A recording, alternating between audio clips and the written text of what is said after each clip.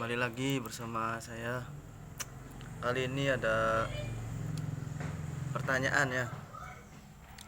Ada pertanyaan atau ada kejadian diskusi sederhana di tongkrongan gitu antar teman. Lagi tanya jawab, bahasanya apa ya? Tukar pikiran, sharing-sharing. Ada sedikit perdebatan bahasanya ya, diskursus lah mengenai agama atau ilmu agama.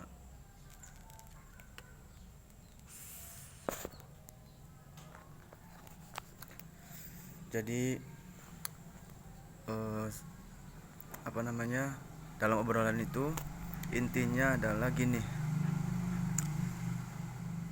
Ada yang berpendapat bahwasanya ilmu nahwu dan sorof, ilmu alat bahasa Arab, ilmu bahasa Arab itu bukan ilmu agama. Dia kekeh dengan dalil-dalilnya. Dan ada yang berpendapat bahwasanya ilmu nahwu sorof itu ya ilmu agama, gitu katanya. Jadi kalau menurut pandangan saya ya, pandangan pribadi gitu, sebenarnya kita nggak harus berdebat tentang hal seperti itu ya, karena nggak ada pengaruhnya juga. Dan sebenarnya ya sah-sah saja semua orang meyakini apa yang dia pikirkan gitu, dia yakini. Ya udah, nggak usah dijadikan peributan gitu, nggak usah sampai. Ya saya waktu di, katakanlah di forum itulah, ya diam saja dan ya melihat saja gitu. Padahal kan kalau kita mau menentukan ilmu agama, batasannya itu kan tergantung orang menafsirkan agama itu sendiri. Contoh, orang yang meyakini bahwasanya agama itu kan memiliki rukun ya, arkanuddin itu terkenal kan yang di hadis itu. Ada Islam, iman, Islam, ihsan, dan ada ciri-ciri apa, tanda-tanda kiamat lah, kelanjutannya itu kesananya. Ya intinya tiga itulah intinya. Kalau ada yang menyebut empat ya dengan tentang hari akhir itu kiamat, tentang ciri-ciri tanda kiamat kan hadisnya setelahnya gitu, setelah tiga itu. Jadi iman, Islam, ihsan. Nah, kalau orang yang berpandangan agama itu artinya itu, atau pengertiannya adalah itu, lingkupnya adalah itu, maka ilmu alat bahasa Arab, nahwu, sorob, dan lain-lain bukan ilmu agama. Ya wajar, benar menurut dia. Dan menurut pemandangan dia ya sesuai gitu, karena nahwu sorob itu bukan bagian dari iman, bukan bagian dari Islam, bukan bagian dari ihsan. Itu hanya ilmu alat, bahasa, gramatika gitu. Jadi ya bukan ilmu agama, ya benar menurut pandangan dia yang meyakini agama itu seperti itu gitu. Tapi kalau ada misalkan orang yang mengartikan agama secara luas, secara umum, ya mungkin itu termasuk agama.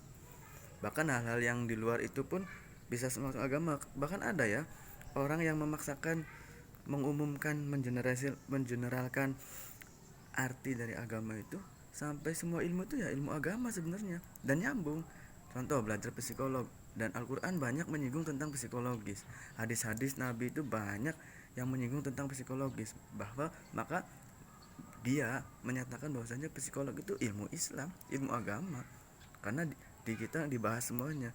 Nah itu kan tergantung batasan agamanya itu sendiri ya, kita mengartikan agama itu sebagai seperti apa gitu. Nanti pasti ada resikonya lah, resiko kedepannya itu kalau kita gampang menganggap semua ilmu agama dan kita ketat menganggap ilmu agama itu apa saja, itu pasti resiko kedepannya adalah negatif positifnya. Dan itu nggak harus siapa yang benar siapa yang pasti, enggak, karena memang tidak pasti semuanya benar. Bisa jadi benar semuanya apa yang mereka yakinin, asalkan ada dasarnya dan dalilnya dan sesuai. Dia mengartikan agama itu A, ya maka ilmu-ilmu agama itu sesuai dengan A itu yang diartikan agamanya itu, karena kita berbicara tentang ilmu agama nanti yang berkaitan dengan sesuai apa yang dia yakini tentang agama itu gitu.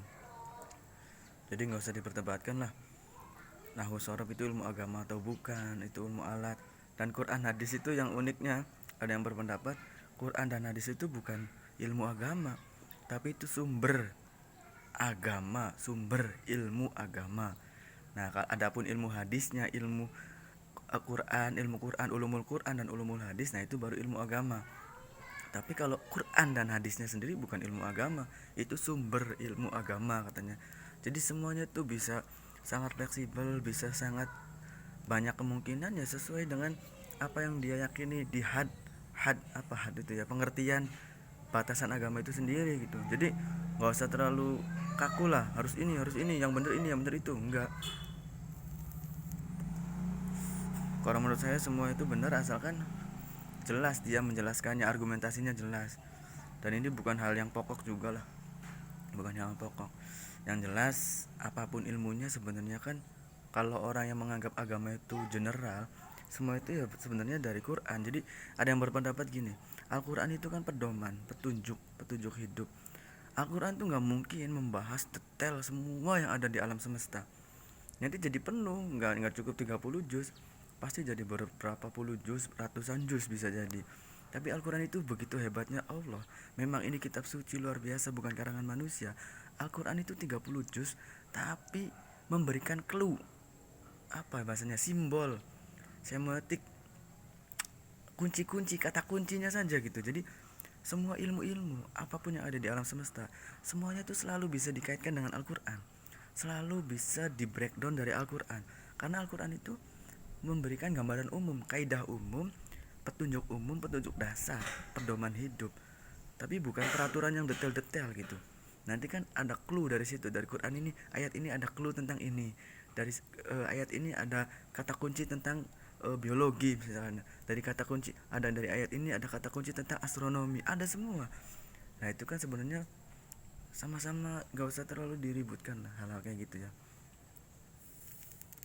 Yang jelas kalau secara umum Quran itu luar biasa, ya memang luar biasa karena ada semua sebenarnya. Kalau kita breakdown Al-Quran itu dengan bisa jeli, dengan bisa benar-benar, itu sebenarnya ada semua gitu.